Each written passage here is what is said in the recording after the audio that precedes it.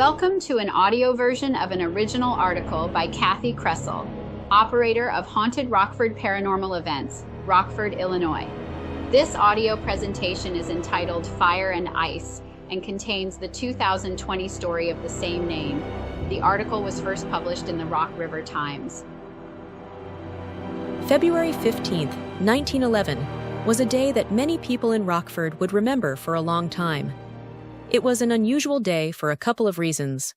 One, the ice had started to break up on the river about a month early. The winter had been a hard one, and there were large pieces of ice that had broken away and started to grind their way downstream. These large ice rafts would get snared on bridges and other things until an ice jam was created. This caused the water behind the ice jam to back up and flood over the banks. The ice jams were so bad in 1911 that the Rockford Republic labeled it the worst year for ice since 1881. Many bridges, small buildings, and docks were destroyed by the flow, while the flooding damaged many of the buildings that lined the banks. City officials decided that the situation had become desperate enough to authorize the ice jams to be blown apart by dynamite. Blasting continued throughout the night of February 14th and 15th.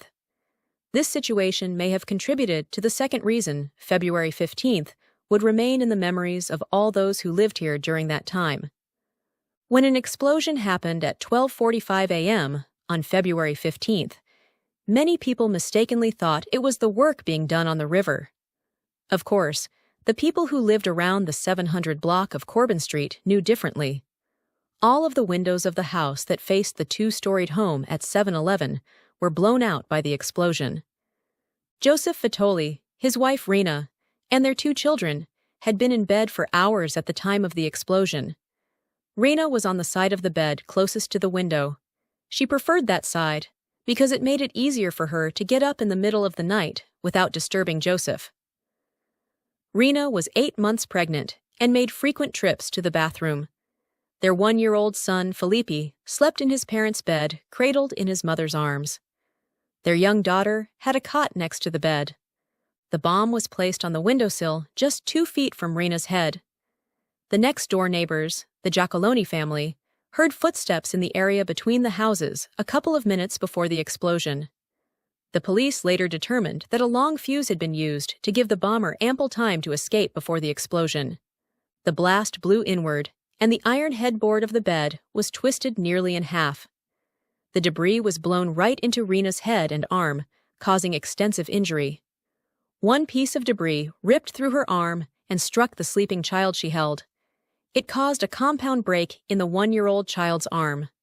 Rena was scalped and her head crushed so badly that everyone who saw her found it unbelievable that she was still alive.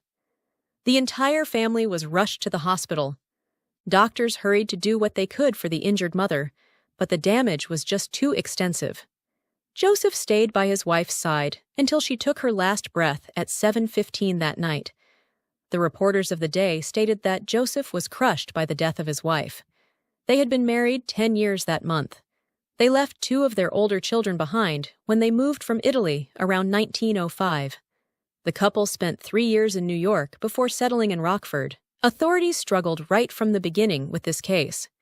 They began with the theory that the dynamite might have been stolen from the efforts to unblock the ice jams, but that lead went nowhere. Unfortunately, during that time, the Italians in Rockford mistrusted the police and refused to talk. This was partly due to the fear of the organization called the Black Hand.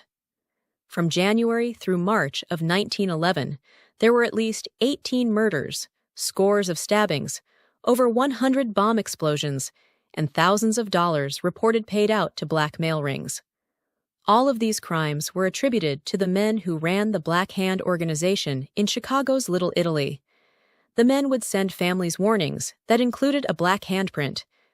These warnings included an offer for a type of insurance that would protect these families from becoming victims of the Black Hand. It was an offer they couldn't refuse that would become famous in the later mob organizations that were created.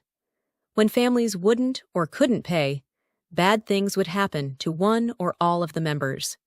The Black Hand crew committed these murders in the most brutal and highly public ways to deter others from refusing payment. The authorities worked that angle hard, as well as looking into the past of both Joseph and Rena, searching for some clue why someone would want this entire family dead. Joseph had been out of work for a time, and the family took in some men as boarders. 2 of these men had been asked to leave because of their habits of carrying guns and their late hours. Police followed several of these leads, but without the assistance of any witnesses and no real physical proof, there was little they could do. Tensions ran high in the days that followed the bombing. Everyone was frightened about further violence, and men armed themselves in order to protect their families from danger. It was so bad that during Rena's funeral at St. Anthony's Church, Father Marchesano pleaded with everyone to let the authorities do their job and stop any vigilante action. He spoke of the escalating violence in Chicago as the grip of the Black Hand crew tightened there. Rena's family laid her to rest in St. Mary and St. James Cemetery. Police Chief A.E. Bargan and State's Attorney Harry B. North were so desperate in this case that they offered a reward for any clue leading to an arrest. The reward and the fact that Rena was pregnant captured the attention of the nation, and the news spread from coast to coast. Unfortunately, no one stepped up to offer any help, and the reward was never claimed. The last local article about the case was carried in the May 6, 1945 edition of the Morning Star. What reporter Bill Garson wrote in the article remains true to this day. The identity of the dark figure who scuttled into the shadows after placing the dynamite bomb on the Vitoli's windowsill is still as shrouded in mystery as it was on the cold February night in 1911. This is the end of our audio article. We hope you enjoyed it. The article Fire and Ice was written by Kathi Kresol, copyright 2020. The article is also available in print on hauntedrockford.com. This audio presentation was produced by Thomas Saunders for Haunted Rockford, copyright 2024.